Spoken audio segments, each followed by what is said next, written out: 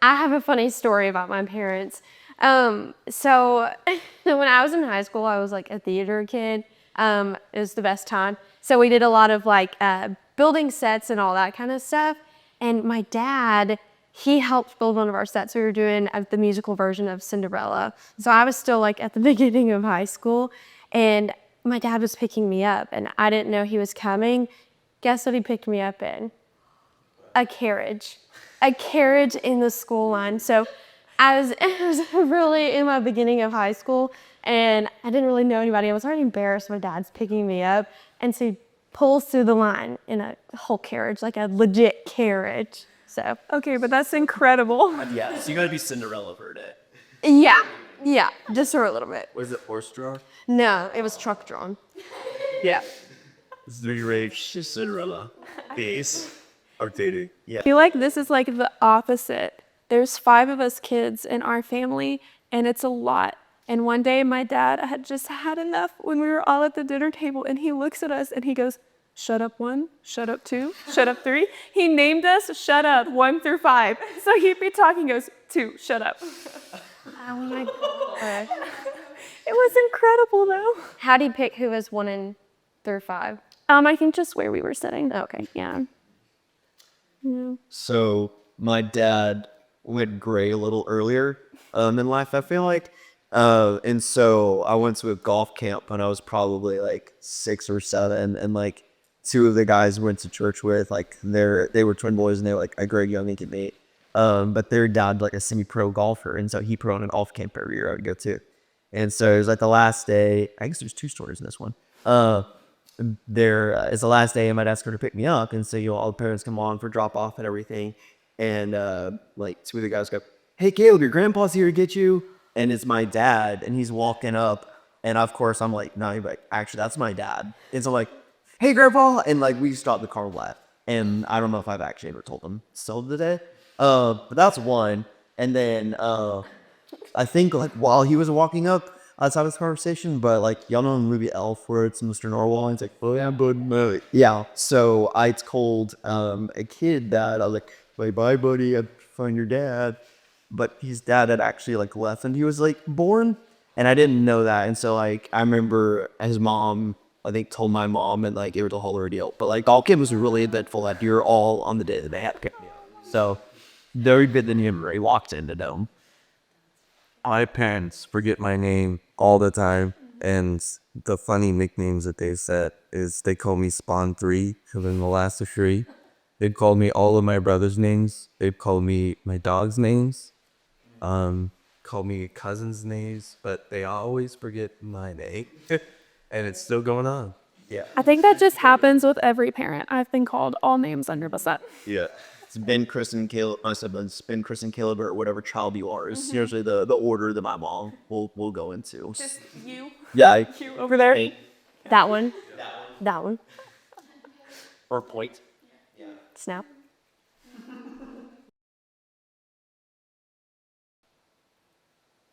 I think something I admire a lot about both my parents, but specifically my dad, is that he's probably has one of the biggest servant parts of someone I know, and just like with his time is just very sacrificial and will most definitely like put the things he wants to do like at the very bottom of the list. And so like if my mom or like my siblings are like, hey, like I want to go see this movie, or I want to go eat here, like he's always picking like, okay, yeah, like let's just do it. Like even if he absolutely hates the lunch place we were gonna go to, it's just he wants everyone else to be happy. And so just like I don't think I recognized it a lot growing up, just because like I was getting what I wanted to do a lot of the time. My day was awesome and that's all I thought about it. But just looking back, it's just something like, man, like that was really cool, and something in retrospect, like that's something I want to emulate going forward. It's just everyone loves to be around a servant. They just brighten up your day and make you feel special. So Yeah, I would say the same thing for my dad. He's always been that way too. And I think something I really admire about my mom is her patience. Like having 5 kids, my dad was, he was a cop and he worked in security to make on the side to make more money. And so she had all 5 of us alone a lot of the time, and like taking us out. It was crazy. And just her patience and love that got her through all of that just astounds me all of the time. I think something I admire about my parents is a lot of times I was a really hard kid. And so when I would mess up, I would go to my parents. Instead of them criticizing me right off the bat, they wanted to understand the situation and understand me and how I felt before the reprimand or the punishment came along. Sometimes they wait a couple of days to give the punishment because they gave me time to think about what I did and how it made me feel before what follows. So I think that's something I admire about my parents. And when I go to a dad someday, I'd like to like that someday. Did you feel like it's made them see your point of view more? Like if something were to happen, you know, you explain like, hey, this is why I did it, or this is what it made me feel and why I acted this way. Did it feel like the whole situation kind of naturally resolved itself better when they would try to see it from your... Yeah, because I'm attractive. I felt heard and seen rather than like, you know, you really screwed up. You know, how dare you? It wasn't a finger being pointed at me. It was a, you know, we're here to understand and hear you and love you despite what you did. And I don't think you see that a lot today, which is so powerful that you got that. Yeah. I like how my parents were and still are very intentional with trying to get involved in every aspect. But what I admire the most is that they give me space when I want it. And even if I don't like explicitly communicate, they can just tell that like, okay, he's not responding immediately. Like, let's give him space to process. But also like, we want to know where you're at and hopefully help you. And that was really admirable and nice for my parents to do.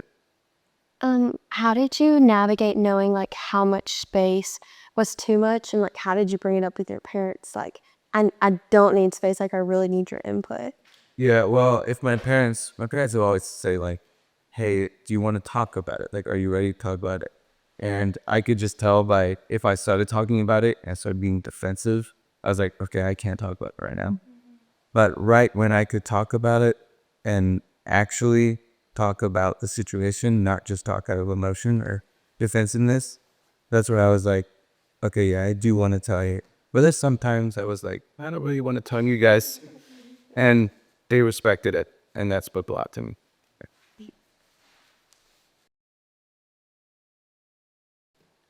Something I would repeat is just how much they instilled like showing up for family. No matter what, like we went to every single game of everybody else's, everything that we were all involved in, like you just always show up.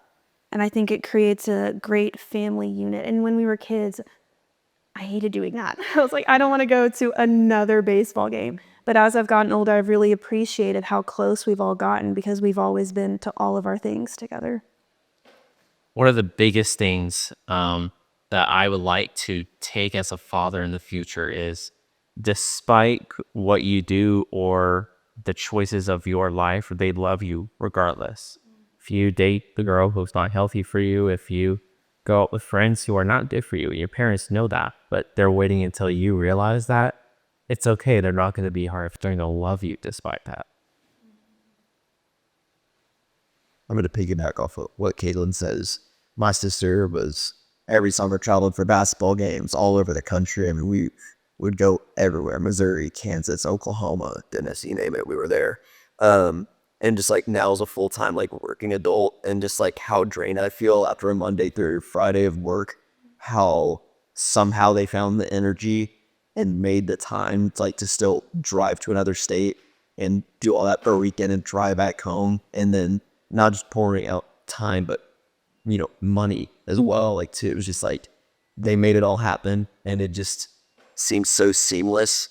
But like looking back now, it's like I don't understand how they did that. So just like the fact they were able to do that for 3 kids, you know, her with basketball, and then me and my brother with, you know, we used to shoot sporting clays, and so like you go all over the place for that. It just blows my mind, you know, and showing up and just the support, and like those are the memories I feel like I remember more than if they were just to, like, you know, say, hey, here's allowance to go do something fun with friends on your weekend.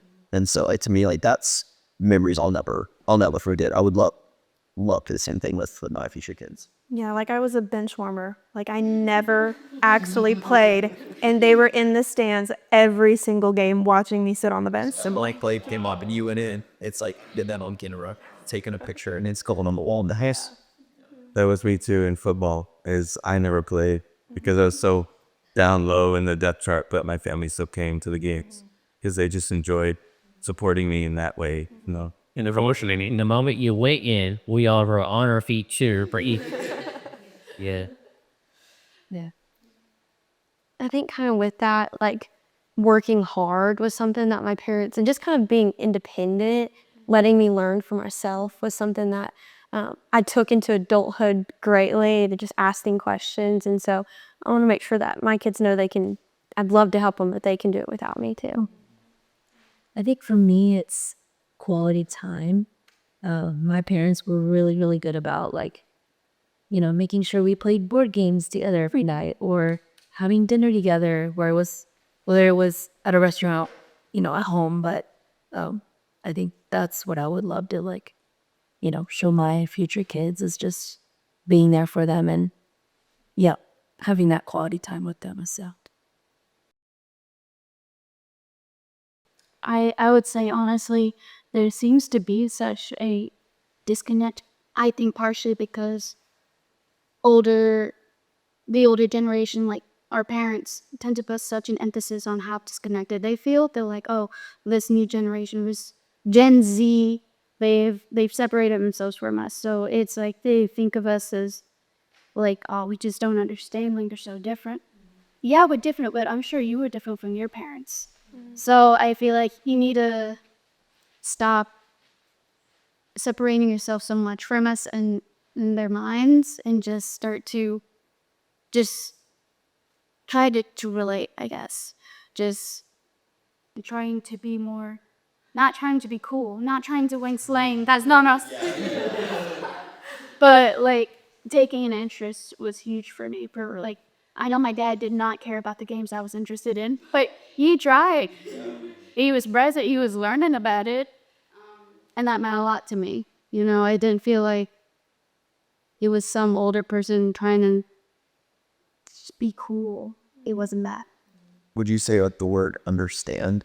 Because like when I hear that, that's kind of like what my mind up to is like, oh, they're so different, or like I don't understand the words they're saying. Well, like you said, like you were in their shoes and with your parents, like however years ago it was. But I think if you're trying to understand, and I was like, that's weird. Why are you saying that? Or like, why do y'all's generation do that? Like that's so weird. Like understand, like, hey, how did this start? Like how did this trend start? What does that word even mean? Like I'm not gonna say it. Like if I do, you hear an idea, but like what does it mean? So when you say yes, I know what you're trying to imply. You know, like, oh, that's gas. What's gas mean? Oh, it is good. Okay, sweet. Like that's awesome. So then you know, like they know that you're saying, yeah, that's it's gas. Like it's good. You know, they can kind of know what you speak. So I think just understanding where they're coming from is probably is that a good way? Put a little yeah. I think it's a lot of them trying to like change us, try and like turn us back to how they were rather than, okay, this is where we are. Let's meet them where they are. Like, I think they want us to go back to their traditional, but we've moved past that. I think we both need to like kind of compromise, kind of meet in the middle. I was just thinking that I have worked with a couple of my past employers. They're much older. And so they had a very specific way they've been doing things for the last 15 to 20 years. They're not willing to even look at the new ways that we have come in the last 10 years of how to do things. So I think one of the biggest disconnects in the older generation to us is that they're stuck in the ways that how they were raised and how they like to do things rather than how is technology or how have we evolved into new processes for employment or relationships, that kind of thing. So I have an example on what is a relationship barrier between the older generation and the new generation. So when we were dating, their dad would always say, you're single up till married. Well, our generation doesn't see it that way. The moment you're dating, you see yourselves as a couple. You don't see yourself as single, right? So when I want to go talk to my dad or my mom about my relationship, their view about dating or engagement or marry is different from how our generation views it. I know that I've talked with a lot of people in our generation, and they're like, the moment I'm dating or I'm engaged, I'm in a relationship. I am not available. I am not single. But the older generation says you are single until you have a ring on your finger. Simple things. I know it's so little. Simple things like different viewpoints is a barrier of like, oh, I'm gonna feel like I'm gonna shut down because I can't talk to you about that because you are not gonna understand my perspective. One thing I thought was funny was my dad would constantly talk about group dating. And I was like, dating in a group? Like, that is one thing. But he was like, oh, when I was in college, we did dates with like 3 or 4 people. And I'm like, that's so weird.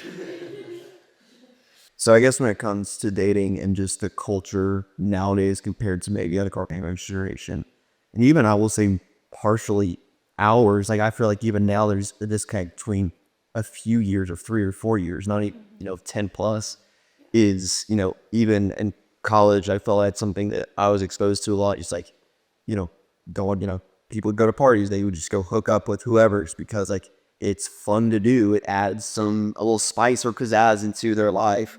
Not really thinking about what the other person's gonna feel, like whether they feel like they're being used or they're just some sort of object. It's just, oh, it's fun, I'm gonna go do it. Dating seemed a lot, and this is probably more in the secular crowd, not, I would say, the Christianity realm, if you will, is it's just fun to do. It's fun to have someone to go on dates with and then go to date parties with and do all these fun events and go get dinner. But it's too much commitment. I don't want to, it's going to get too real too quick. And then the next thing I know, I'm married and have kids and working in, I'm locked in. And so it was just more of like, we're able for fun and to be social, not like I'm trying to find my future spouse. Because the way that at least I was raised is, when you're dating to evaluate that person, see if they're who you want to spend the rest of your life with, and the qualities and characteristics that they have. But also for them to evaluate you, it wasn't just let's go have fun. That's what friends are for. That dating relationship develops into something more deep, spiritually and physically, obviously down the road. And so I think that's a big thing these days. Culture is just hooking up for fun and dating for fun. And it's just like whatever gets you pleasure and floats your boat, like go do it. And not like thinking about the big picture and like the ramifications behind their decisions. Okay, I'm gonna piggyback off of you. So this is really core. It needs to be said. A lot of Christians, they like to do those kind of things and say it's okay. God died on the cross, and so it's okay for me to sin because it's already covered. That is not how you're supposed to be living, right? So as a Christian, you shouldn't be using, the cross as, oh, I can go live a sinful life because it's okay. I've accepted I'm going to go to heaven. That's not living a life unto Christ. We're called to a different standard. And just because grace bounds, and like thank God grace bounds because we all need it every day, right? Doesn't mean I'm just going to go sin because, Jesus paid for us. So it's okay as an excuse. And I feel like I got this all of that. I don't know if y'all have seen that, but in other Christian relationships too, like, sex before marriage is like, oh, we really tried, or they use the excuse of, well, we're engaged, like, we're gonna get married, or, we're really serious, we've dated for 6+ years, like, we're gonna get married. And then they don't. Like, I saw somebody who dated for 8 years, and then they decided to break it off. And they're not engaged, and, they've been having sex and everything, and it was like, you thought you were gonna marry this person since before high school. And now you're not even together anymore. And so I think using that also is like a basis for justification for your decisions. Just like, we're going to get to this point. And then it doesn't always get there. And even if it did, that doesn't mean it's right. Yeah. And I think in my experience, it was even like, well, we've already done it. So at this point, like God sees us as married, kind of like we've already made that connection. And then it ended horrible. And I think what we don't realize is how much it affects our soul. And like when we do that, like you are connecting to that person and you're getting all of their demons, they're getting all of yours. It's just, I think it took me a long time to realize that God doesn't say it to keep fun from our life. Like it actually is for us and for our soul staying pure. Yeah, I think that's something our culture misses. Is like they devalue sex so much that is just about that. Like you were saying before, it's like that's the big difference, I think, between Christian circles and actually I wouldn't even say Christian circles because I think Christians do. It's the biblical definition of sex is very different from today's definition. And I don't know how you got full foot, you know, something my parents did try to do because, like, I mean, having the talk with your kid is probably not the most like, fun topic, you know, to have the world about something that's important, especially in a Christian household, is, you know, I feel like growing up at first, it's like, don't do this, don't do this, don't do this, because it's, you're like, well, my parents told me not to, so that's why I don't. And so, like, you know, a lot of kids grow up being told, don't have sex before marriage, you know, don't do these things, you know, be pure. But to them, it's just because my parents said so, or it's just a rule. It's not because they understand the way it was designed, and doing it outside of the design is going to lead to a harder life and a tougher path, and dealing with all the consequences that can come with that. And so something that my parents did were like, they would try to explain like, God designed it for this way, not because like he wants, like you said, you know, hold you back from something great. He designed it. He created it for a reason. It's a beautiful thing, but it's like getting a gift. You want to make sure the person gets the right gift at the right time. You're not going to give a 5-year-old child a 2025 Toyota Tundra. No, they're not going to go drive the truck down the road. You're getting them a little toy car, right? And so introducing it and explaining why something is designed and made the way it is for a reason and the time for it is at least helped me, and still to the day, like, I'm so waiting to have sex with my future wife.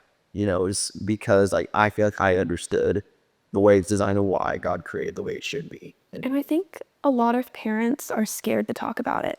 Like, I didn't get the talk until I was probably like 15, 16, when I probably should have had it early on. But then there's the complication of like, at what point do you do it? Because now people are getting exposed to this stuff so much earlier than even I was. Even elementary school, like, Yes.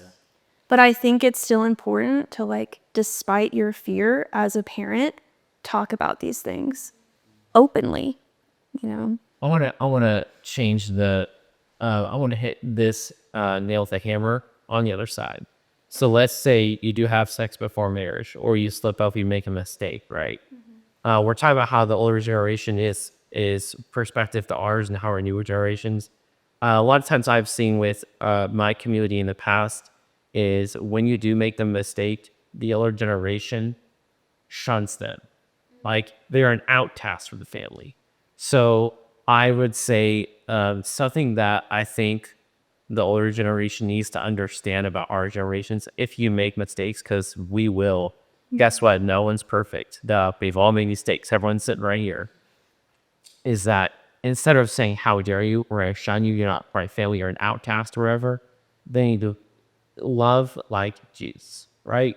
All the disciples of Jesus, they all sinned, they all made mistakes, and he tended to pick some of the most, everyone's like, whoa, wait, you're picking Peter? Why? You know? You're picking Matthew, the tax collector? Hold on. So I think loving like Jesus is something that I'm seeing as getting more rare, especially when you step up and make mistakes. That is something that I would definitely say is a huge issue. And I want to add on to that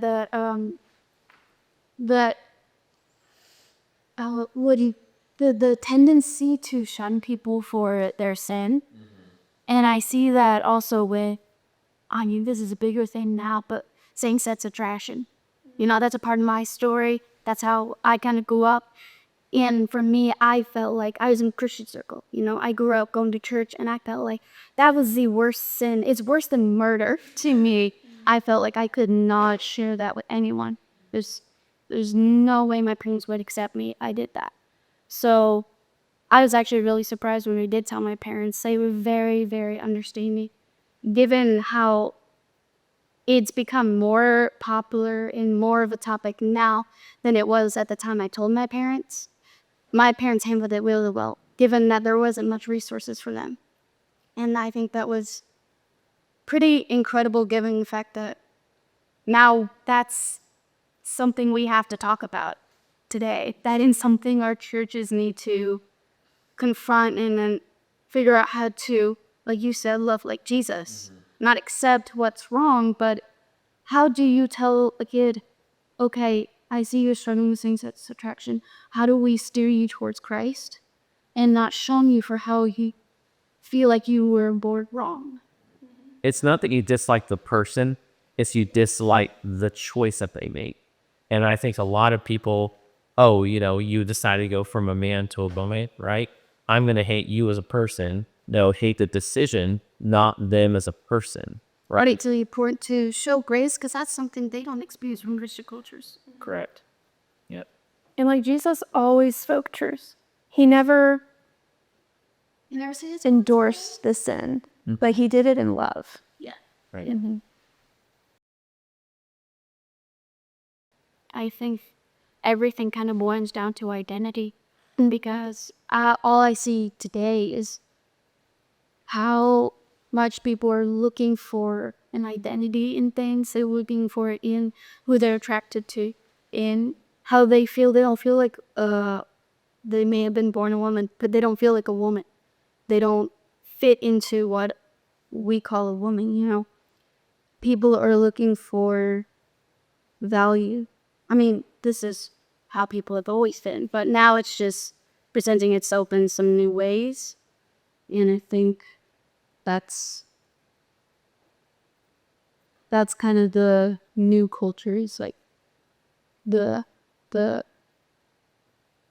sex and identity.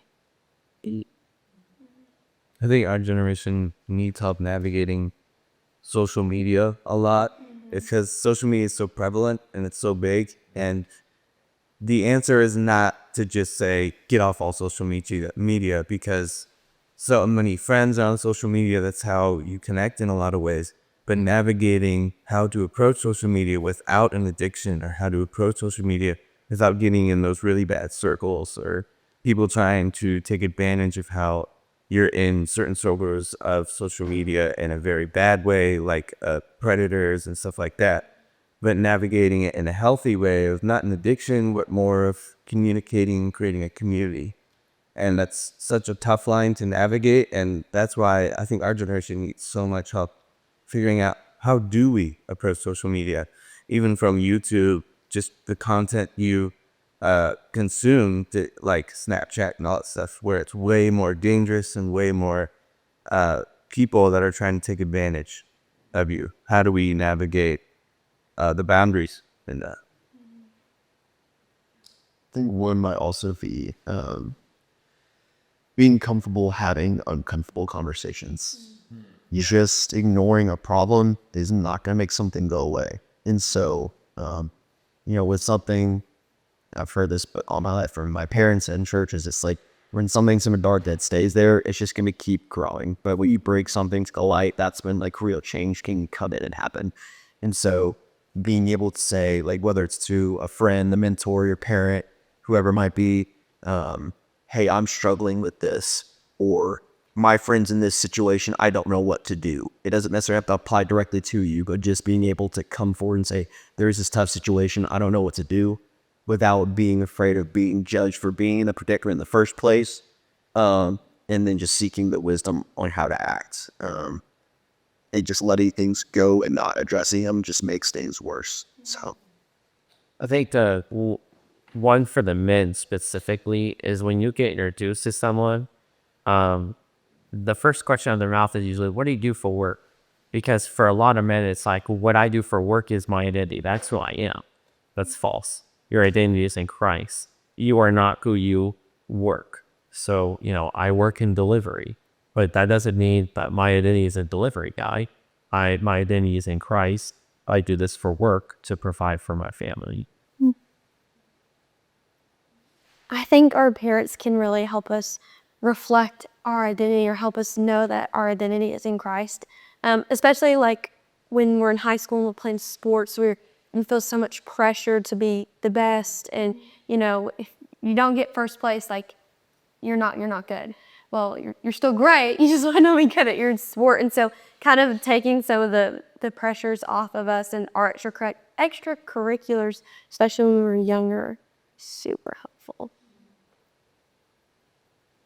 I think it's a hard balance because, eventually you kind of have to figure something else, like something out for yourself. and you have to really take it on and just like, face the wind. Because once you go off to college, even when you're in high school, you're still under your parents' roof to an extent, but you're also adulting at the same time and you're on your own. And so you kind of got to saddle up and, take it on for yourself. And so it's hard because, growing up, you need your parents to remind you to do things. You need to be reminded to brush your teeth before you go to bed, right? Simple things. And so introducing something as complex as a topic as identity is, because adults struggle with it, full-fledged adults, grandparents struggle with identity. Everyone does. It's such a hard and delicate topic that you need to reinforce it to them. But at the same time, if you overdo it, you don't want to deter them away from it. And so I'll say, like, I've been saying a lot lately, but let go and let God is, as a parent, you can only do so much and you can instruct like you're called to do. But eventually it's the responsibility of the individual receiving to either accept it and apply it or they reject it. And so do your part, trust that God's going to do his part, and let go. The other generation learn our lessons by ourselves. One of my best friends in my past, his parents were very helicopter. They wanted to know everything about his life, what friends, dating, all that stuff. And that's not what we want. I think parents could use the help of, if they screwed up, let them learn the lesson by themselves instead of you saying, hey, it's okay, I'm here to help you. Sometimes we don't want your help. We just want to learn the lesson by ourselves. Yeah.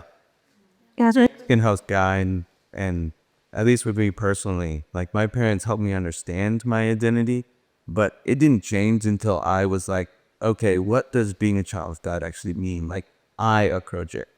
And my parents helped guide me. My parents helped understand me. They gave me the concepts, but there was a fine line from guiding and helping me versus drilling it in my head.